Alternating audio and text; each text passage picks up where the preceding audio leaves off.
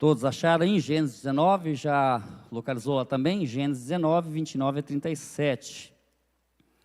Nós vamos entrar naquele contexto de Ló, Sodoma e Gomorra já destruída, sua mulher já se transformada numa estátua de sal, né, como diz a Bíblia. E aconteceu que, destruindo Deus as cidades da campina, lembrou-se Deus de Abraão e tirou Ló do meio da destruição, derrubando aquelas cidades em que Ló habitava.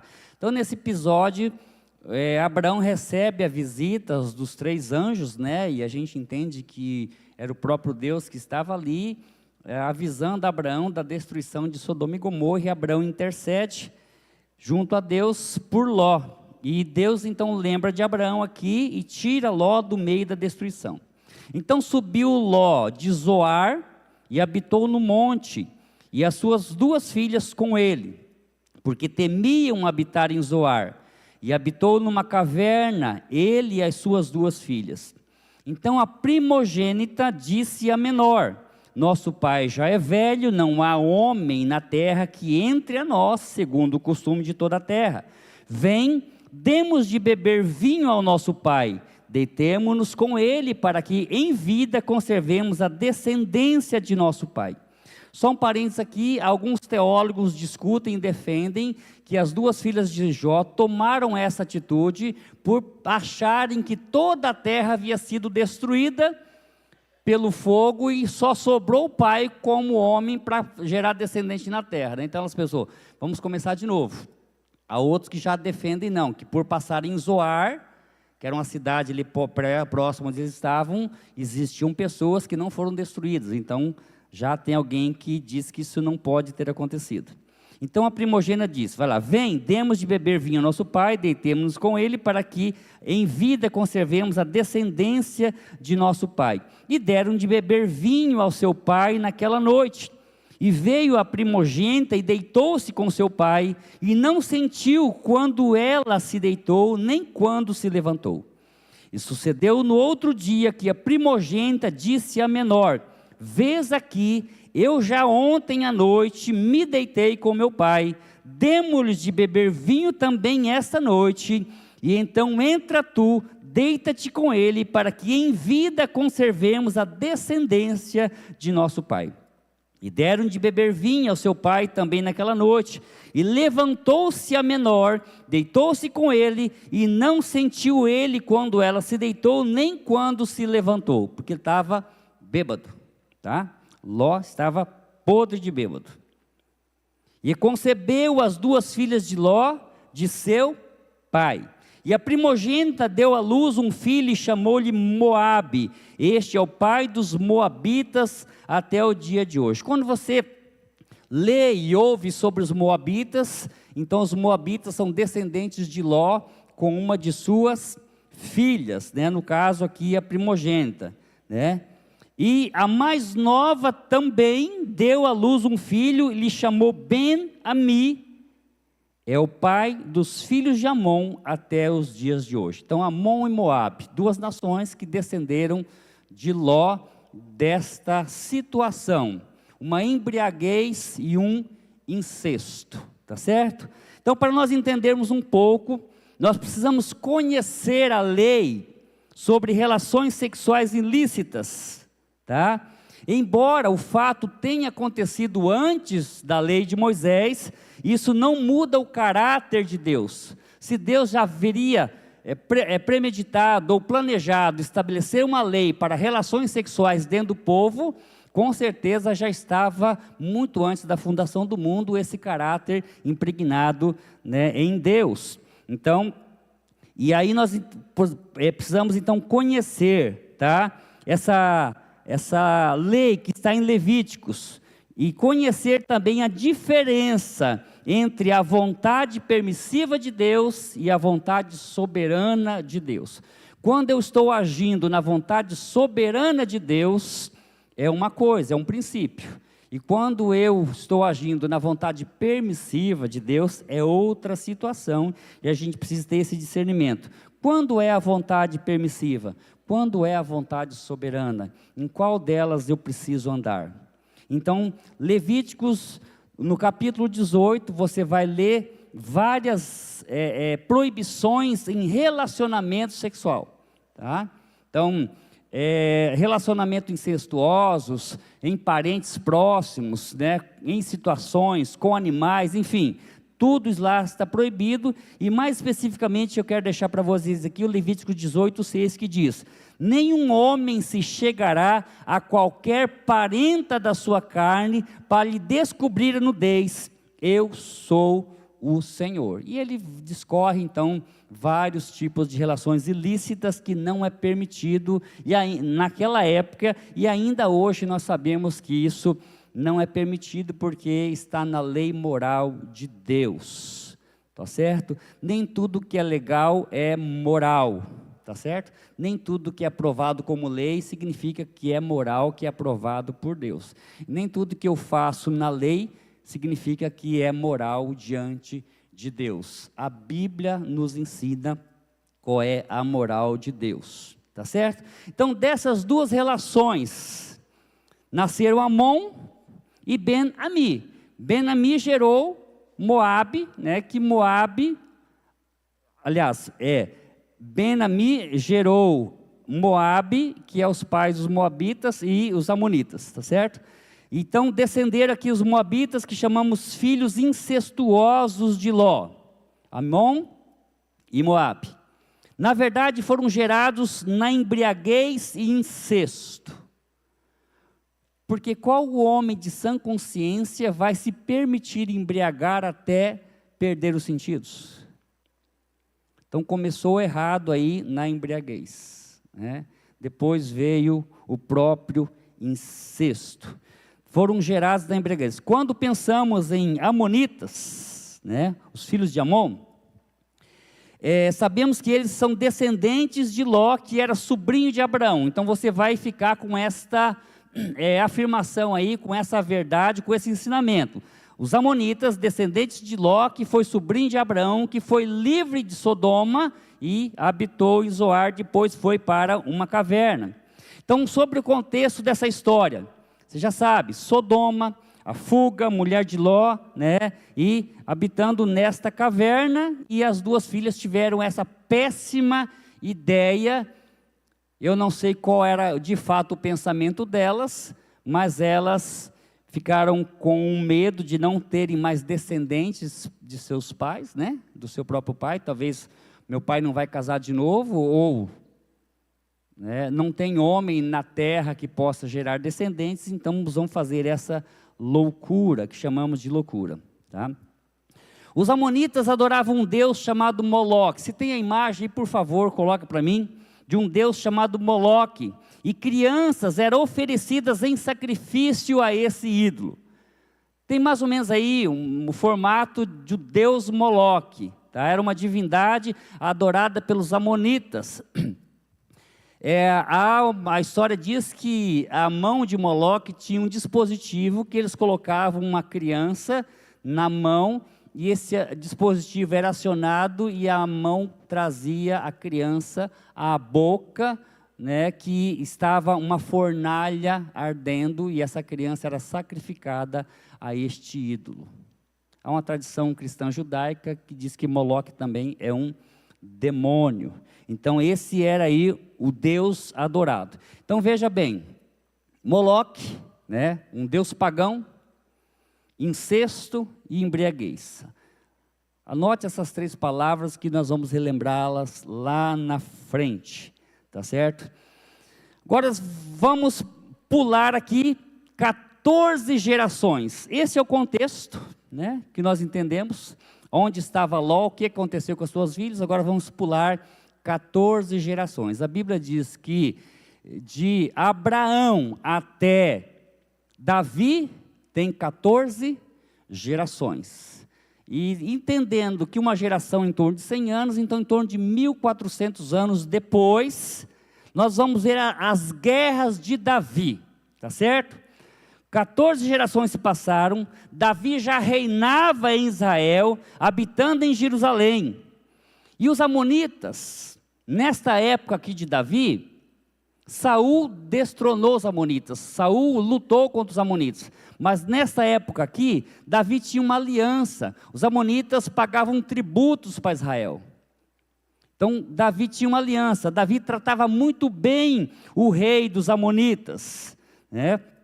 E o que aconteceu?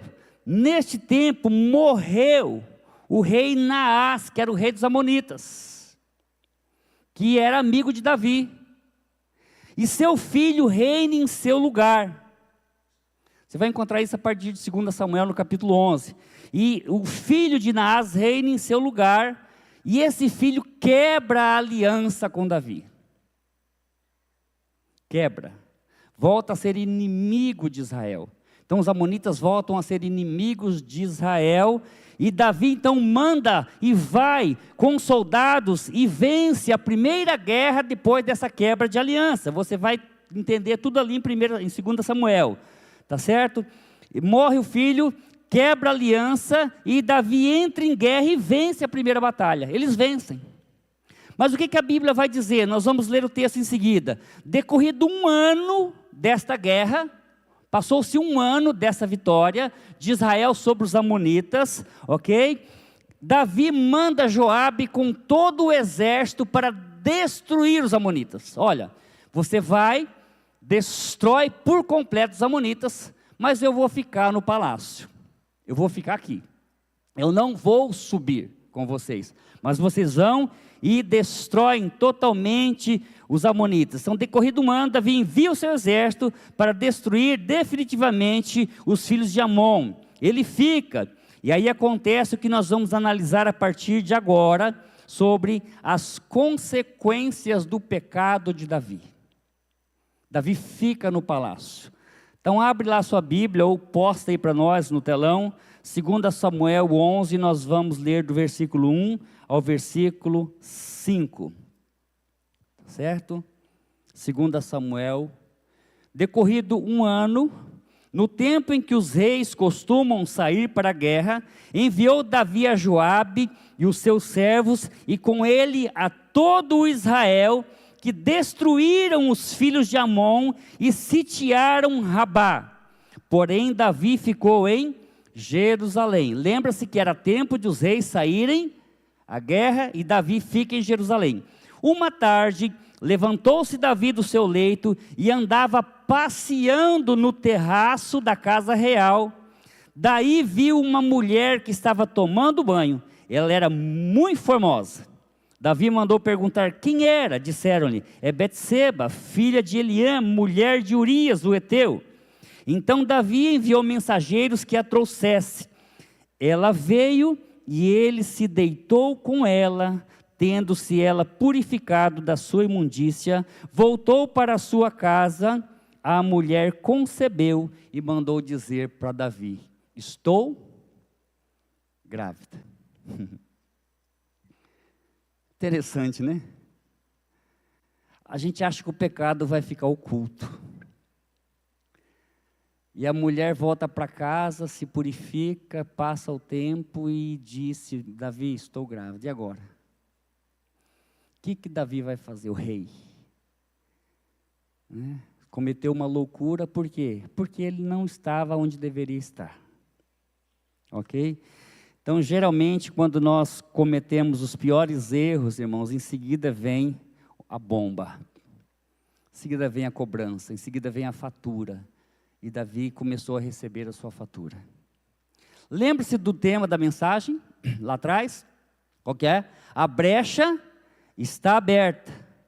E nesse episódio, presta atenção aqui que eu quero que vocês entendam o meu raciocínio.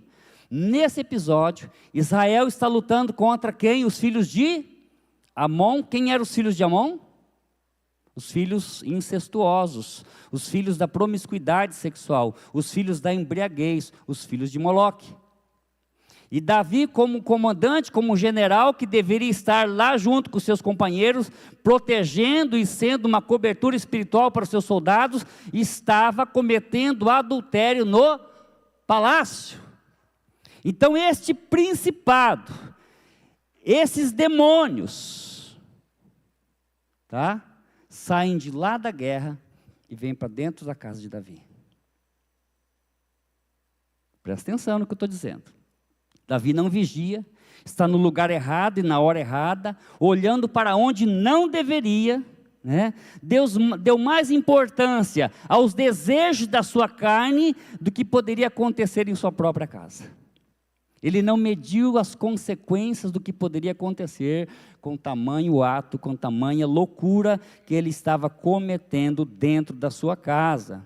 Pois não se tratava só de um rei, se tratava de um pai de família, se tratava de um homem casado, e se tratava de uma mulher que tinha um marido, né? Não era só de um rei, né? E a mulher que ele desejava, ela era casada com um dos seus valentes, que estava lá no campo de batalha. Que infidelidade, que traição, que sacanagem, perdão da palavra. Que rei é esse que aproveita a oportunidade do seu general, do seu valente que está em combate para ficar com a sua esposa, para ficar com a sua mulher?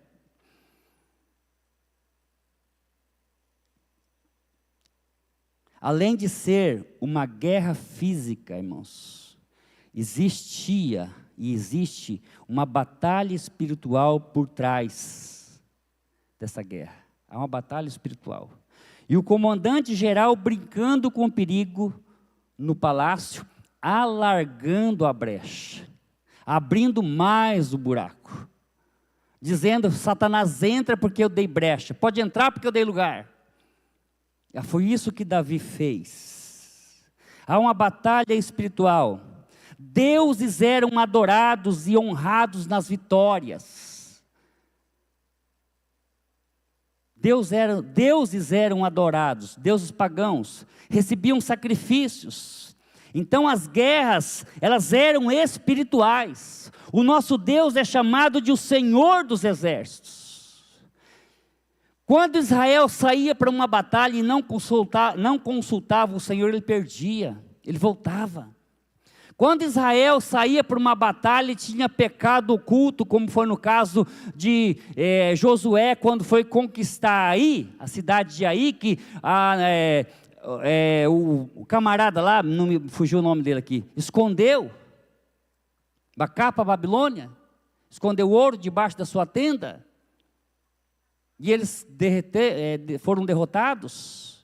Então as guerras eram espirituais, e quando Davi saía para a guerra, ele consultava o Senhor: devo ir ou devo ficar? E nessa Davi não consultou, Davi ficou no palácio, tá certo? O Senhor dos Exércitos, Israel lutava as guerras do Senhor, quem dava vitória ao povo de Israel era Deus, e ainda continua sendo Deus que dá vitória ao povo de Israel, e ainda continua sendo Deus que dá vitória ao seu povo.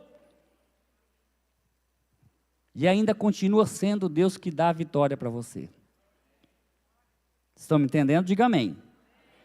Estão me entendendo? Se não estão, diga misericórdia. Agora preste bem atenção, para que você entenda, porque eu vou falar algo aqui também do mundo espiritual. Vou continuar, vou me aprofundar mais no mundo espiritual. Os principados que estavam sendo combatidos lá na guerra. Quais eram os principados que estavam em guerra lá? Era Deus contra Moloque, certo? Essa é a batalha espiritual. Contra o espírito de embriaguez, que hoje nós conhecemos por Zé Pilintra. E promiscuidade sexual, incesto, relações ilícitas, né? Um demônio de relações ilícitas, de promiscuidade sexual, estavam sendo combatidos nesta guerra, tá certo? Agora preste atenção, Davi não vigia e vai para um lugar e ele não resiste uma tentação. O seu exército, combatendo os filhos de Amon, guerreando as guerras do Senhor, e o seu comandante sendo tentado e caindo em tentação com a mulher do seu general. Imagina. Agora, o negócio não fica só por aqui. Existem muitas coisas ainda que vão acontecer, eu quero que você me entenda agora. Acontece então uma visitação deste principado. Ele sai da guerra e vem para o palácio e acha Davi ocioso, acha Davi desguarnecido, e o que ele faz? ele apresenta uma mulher linda, ele apresenta uma mulher jovem e apresenta ela nua.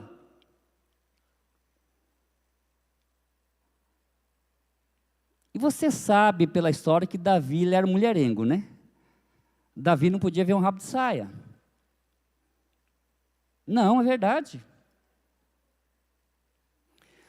Quando Nabal morreu, minha filha, quem que Davi pegou? A esposa de Nabal. Vem que eu te quero.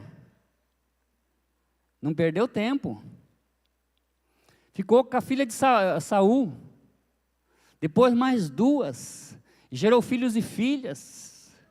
E na sua velhice tiver que trazer ainda Abissag, uma jovem para esquentar Davi. Ele era mulherengo de mão cheia. Salomão puxou ele.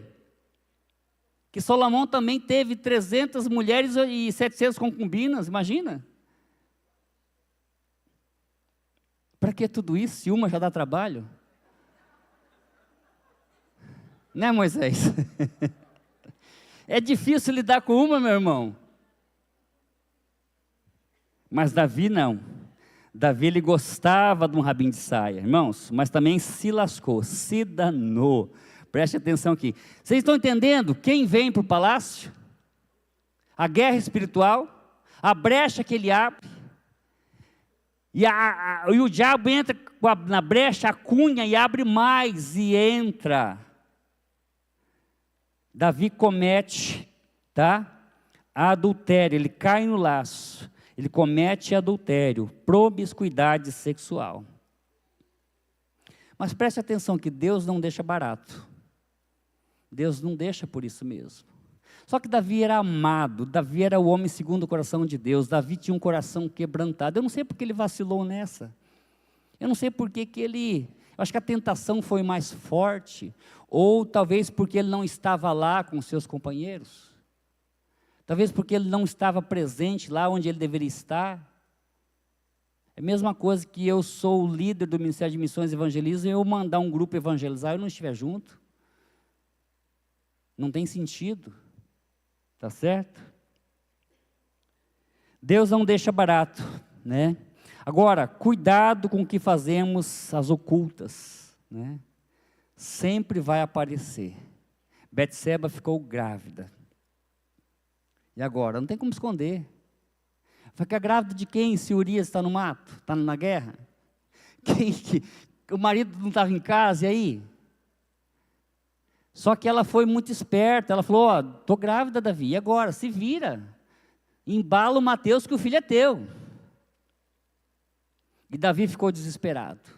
E Davi mandou buscar Urias, né? Manda Urias. E Davi oferece um banquete para Urias. E dá isso, e dá bebida. Vai descansar, Urias. Vai lá. Urias, não. Os meus companheiros estão lá no campo, dormindo no relento. Por que eu deveria dormir com a minha esposa? Não. Dormiu junto com os servos. A questão não é simplesmente o pecado. Nós vamos ter que lidar com as consequências desses pecados. Uma brecha foi aberta, uma legalidade abre portas para a perseguição na área correspondente. Efésios 4, 27, se você puder colocar aí, Efésios 4, 27. Não deis lugar. O que é isso? Um advogado me ajuda aqui. O que é dar lugar?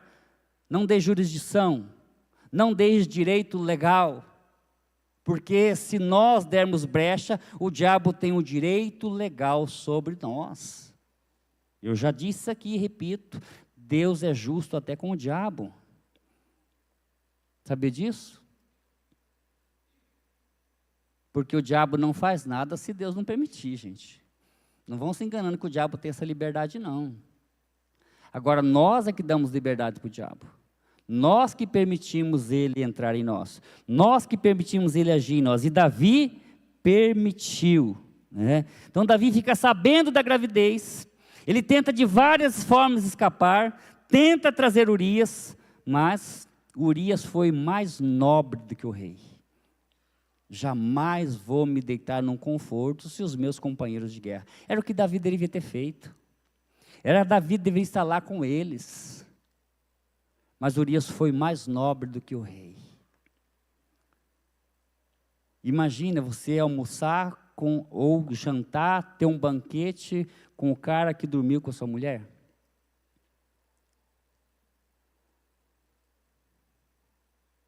Ele deve ter desconfiado de alguma coisa.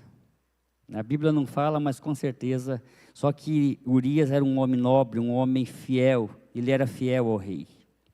Sem sucesso, né? Então ele manda Urias de volta. Você vai ver isso no texto de 2 Samuel, a partir do 11 em diante. Ele manda Urias de volta com a sua própria sentença de morte. Uma carta para Joabe. Coloque Urias no pior lugar da batalha para que morra. Aí o crime aumenta, né? Como é que é? Cadê o Zé Paulo? Crime passional, né, Zé Paulo? Crime passional. Adultério seguido de morte. Comum no Brasil. Comum no Brasil. Comum em alguns países.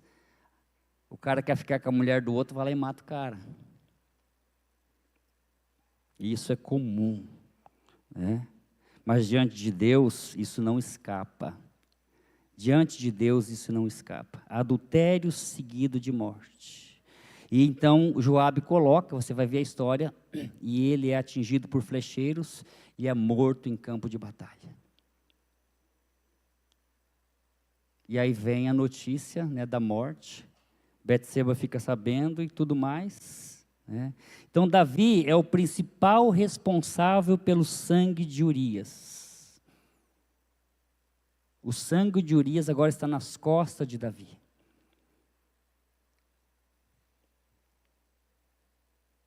E por quem morreu Urias? Pela espada dos filhos de Amon. Quem eram os filhos de Amon? Filhos incestuosos de Ló. Filhos da promiscuidade sexual. Filhos da embriaguez. Filhos de Moloque. Olha onde Davi se meteu. Olha onde Davi colocou o seu pezinho. Olha onde Davi colocou o seu olhar, Mariane. Homens, cuidado onde nós estamos olhando. Cuidado com o que nós estamos ouvindo. Cuidado com o que nós estamos fazendo. Cuidado com o que estamos assistindo. Cuidado onde estamos colocando o nosso pé. Urias foi morto pela espada dos filhos de Amon, filhos incestuosos de Ló, filhos da promiscuidade sexual. Davi se cala, fica quietinho, ele oculta o seu pecado, pensando que ia ficar ileso daquilo que Deus iria fazer. Então, nesse calar, ele começa a definhar, Deus rouba-lhe a paz, perde a alegria da salvação, ele começa a ter podridão nos ossos. Olha o que ele vai dizer em Salmos 32, 3 e 4, que ele fala depois que ele confessou: enquanto eu calei, pois aí, os meus pecados. Ele está se referindo a esse silêncio, até ser confrontado. Envelheceram os meus ossos pelos meus constantes gemidos todo dia, porque a tua mão pesava dia e noite sobre mim, e o meu vigor se tornou em sequidão de estio, terra seca. Pecado oculto é terra seca, é envelhecimento dos ossos pelos constantes gemidos.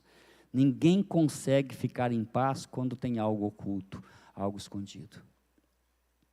E a coisa não atinge só a mim, atinge aqueles que estão ao meu redor.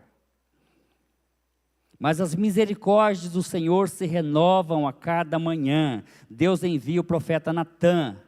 Natã confronta Davi, né?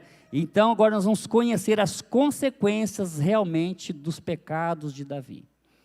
Quais foram essas consequências? Agora o texto, 2 Samuel 12, de 10 a 15. Natã chega, conta aquela historinha, vocês conhecem aquela historinha da ovelha, né? Todo mundo já leu esse texto? Da ovelhinha, o cara tinha um rebanho, mas não quis matar uma do seu rebanho, chegou um visitante, pegou a ovelhinha do cara que é pobre e matou. O que tem que fazer com esse cara, Davi? Natã perguntou. Davi ficou indignado. Esse cara é digno de morte. E de fato, era digno de morte. O pecado de Davi era um pecado digno de morte, pela lei. Tá certo? Nós vamos ver isso. Então agora, quando Davi cai em si, que ele reconhece que peca, um pouquinho atrás você vai ver que Deus perdoa o pecado de Davi, Deus perdoa o teu pecado de Davi, mas, porém, contudo, todavia, não se apartará a espada jamais da tua casa, porquanto me desprezaste e tomaste a mulher de Urias, o heteu, para ser tua mulher. Olha a advertência de Deus através do profeta Natã. Assim diz o Senhor: eis que a tua própria casa, eis que da tua própria casa suscitarei o mal contra ti, sobre ti, e tomarei as tuas mulheres à tua própria vista, e as darei ao teu próximo, o qual se deitará com elas em plena luz deste sol. Vocês estão entendendo a palavra? Quer que eu repita? Vocês estão entendendo a palavra de Deus que veio para Davi através de Natã? Porque tu fizestes em oculto, mas eu farei isso perante todo Israel e perante o sol. Então disse Davi a Natã: pequei contra o Senhor. Disse Natã a Davi: também o Senhor te perdoou o teu pecado, não morrerás. Mas posto que com isso deste motivo a que blasfemassem os inimigos do Senhor, também o filho que te nasceu morrerá. Então Natã foi para a sua casa. Era para Davi morrer, mas Deus, eu entendo aqui, irmãos, tá? Grifo meu, digamos assim, né? Que Deus substitui o sacrifício. Alguém tem que morrer. Então a criança vai morrer. Quem era essa criança? Tá, então vamos para o primeiro pecado aqui, primeira consequência do pecado. Tá? Urias foi morto pela espada dos filhos de Amon, né? E a espada entrou no palácio. As consequências do adultério e do sangue derramado, a gente vai ver daqui para frente. A espada não ia se apartar da casa de Davi. O negócio foi feio. O que se sucede, ou as consequências daqui para frente, são tudo consequências deste pecado, né? E da brecha que estava aberta de estarem lutando lá, né, contra os incestuosos. Uma brecha aberta lá atrás, e Davi abriu mais uma brecha ainda através do adultério. 2 Samuel 11, 24 vai falar da morte de Urias. Segunda consequência, a morte da criança. Quem era essa criança? Um filho bastardo, fruto de adultério. Era essa criança. Imagina se essa criança sobrevivesse. Quem seria essa criança? Ah, lá vai o bastardo de Davi. E sabe o que é interessante? Que todas as vezes que a Bíblia se refere a Batseba como esposa de Davi, ele vai dizer, a Bíblia vai dizer, a que foi mulher de Urias. Para lembrar do pecado. Davi sofreu com esse pecado. Davi levou esse pecado até a morte. Quem era Batseba? Esposa de Davi, que foi mulher de... Para lembrar. Então, não se preocupe se o nosso pecado vai ser lembrado constantemente, mesmo perdoado. É para que a gente se lembre de o que a gente fez e qual foi a misericórdia de Deus, para a gente não voltar a repetir. Aqui foi mulher de Urias. Outra coisa, quando se refere a Raabe, o que a Bíblia fala sobre Raabe? A prostituta. Mesmo convertida, mesmo redimida, sendo bisavó de Davi, a Bíblia se refere a Raabe como a prostituta. Como a Bíblia se refere a Judas, lá depois de muito tempo que Judas se escafedeu-se. O filho da perdição. Então sempre é lembrado o nosso pecado. Mas mesmo perdoado, para a gente entender que o poder pertence a Deus. Então um filho bastardo, pela lei deveria morrer, adultério e assassinato, e pelo seu pecado morre a criança. Eu entendo assim. Você é livre para entender do jeito que você quiser. Mas alguém tinha que morrer, porque era lei. Olho por olho, dente por dente. Quem derrama sangue, seu sangue será derramado. Ok? Davi é perdoado pelo arrependimento e quebrantamento do seu coração, mas a palavra de Deus a seu respeito vai se cumprir, e eu estou indo para a final, porque é a última folha, tá? Fica tranquilo. Terceiro, estupro de Tamar. O pecado sexual de Davi começou a ser cobrado na sua geração. O que Davi cometeu? Promiscuidade sexual. O que entrou na sua casa? Promiscuidade sexual. Com quem que lá Israel estava lutando e Davi pecou? Com os filhos incestuosos. O que aconteceu com Tamar? Incesto. Estão pegando aí a minha mensagem? Estão entendendo o mundo espiritual? Incesto. O pecado sexual de Davi, né? 2 Samuel 13:14.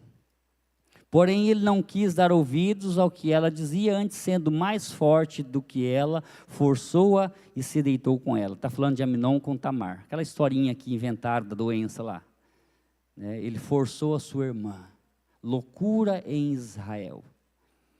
Amnon deveria morrer pela lei, Davi poupa.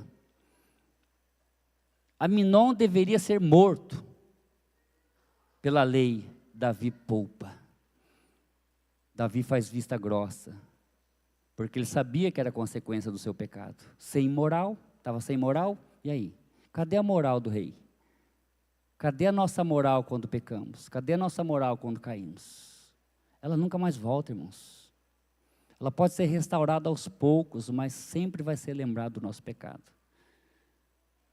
E o rei estava sem moral para cobrar.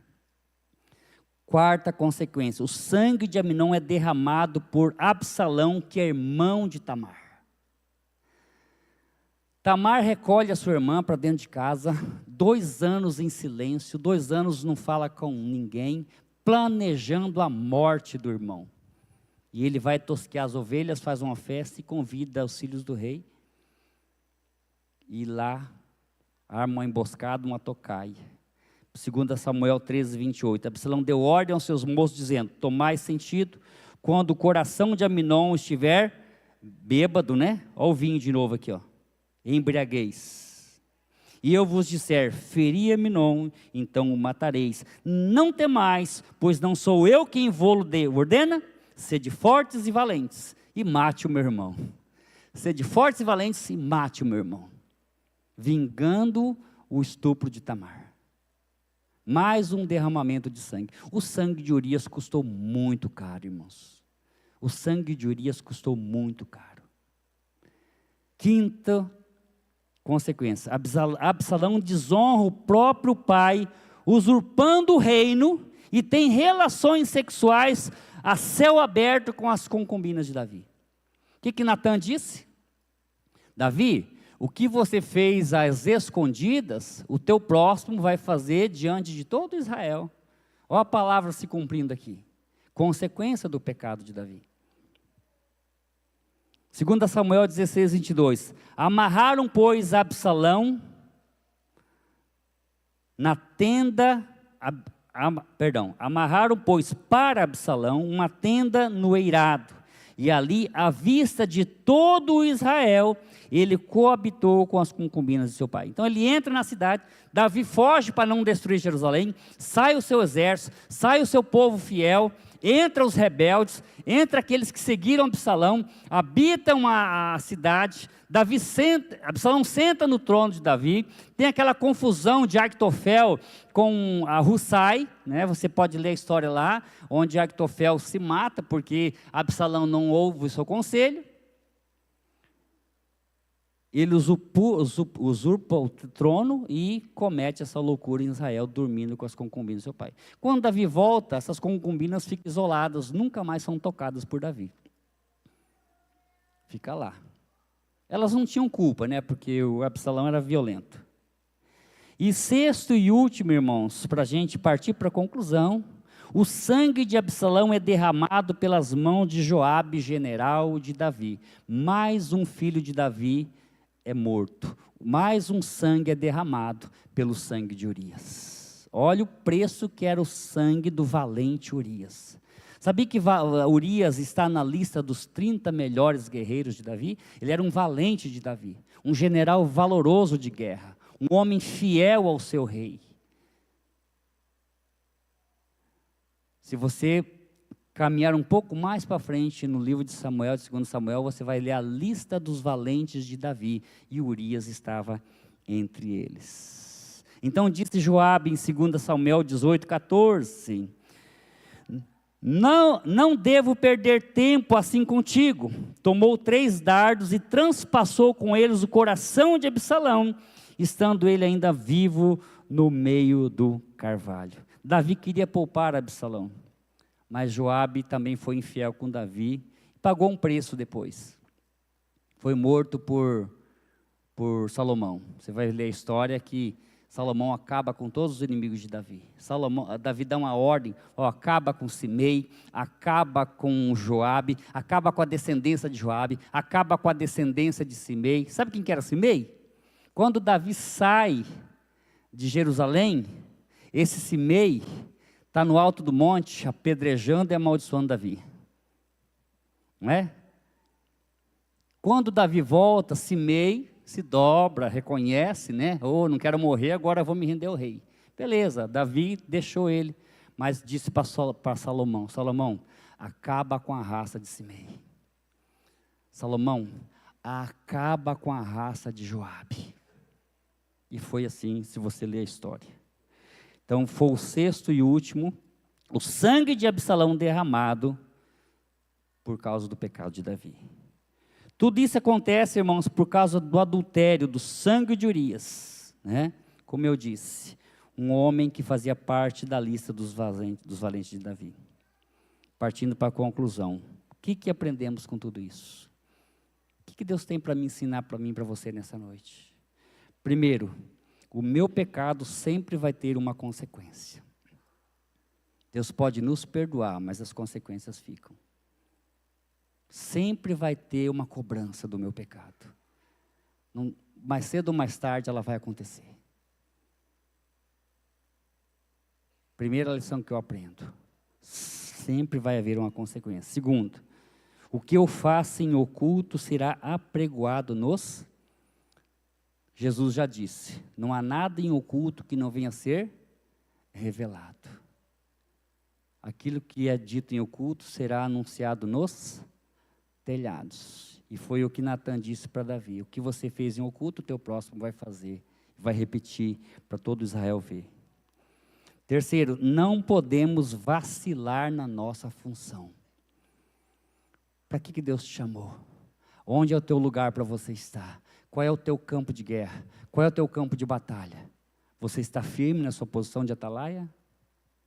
Você está firme no seu posto, naquilo que Deus te chamou? Não podemos vacilar em nossa função. Quarto, Deus nos perdoa através do arrependimento e confissão, mas isso não nos isenta das consequências, e princípios jamais devem ser quebrados. Não se quebra princípios. Eu costumo dizer, já disse aqui várias vezes, eu não sei se essa frase é do pastor Cote, mas quando você quebra um princípio, o princípio te quebra. Não quebre o princípio, porque aquele princípio vai te quebrar. E quinto e último, não carregue nada escondido. Davi se calou e se lascou. Tiago 5,16 diz que nós devemos confessar as nossas culpas, nossas falhas, nossos erros uns aos outros. E orar uns pelos outros para serem curados e sarados. Então não vamos carregar nada em oculto. Deus quer uma vida transparente. Porque aquilo, irmãos, que está escondido e não é confessado, não é trazido para fora, está fermentando. Uma hora estoura, uma hora explode, uma hora aparece. E quanto mais cedo eu tratar disso, quanto mais cedo eu resolver essa situação, mais cedo eu vou estar livre. É um alívio quando eu abro o coração, é um alívio quando eu confesso, é um alívio quando eu libero o perdão, é um alívio quando eu sou perdoado. E repito, Tiago 5,16 é uma verdade. Quando eu confesso os meus pecados para Deus, eu sou perdoado. E quando eu confesso para alguém que pode me ouvir, a Bíblia diz que eu sou sarado, que eu sou curado. Porque o pecado nos machuca, o pecado nos fere, o pecado traz consequências. E na minha confissão, na minha transparência, e que alguém ore por mim, a Bíblia diz que eu sou sarado, que eu sou curado dessa consequência. Amém? Até aqui nos ajudou o Senhor. Que o Senhor possa fazer frutificar essa palavra. E a exemplo de Davi, a gente possa vigiar, a gente possa guardar a nossa casa, possa guardar o nosso tesouro, não vacilar, não resvalar o nosso pé, não andar na beira do abismo, mas buscar na palavra de Deus os princípios, aquilo que Deus tem para cada um de nós. Que você possa, com esta palavra,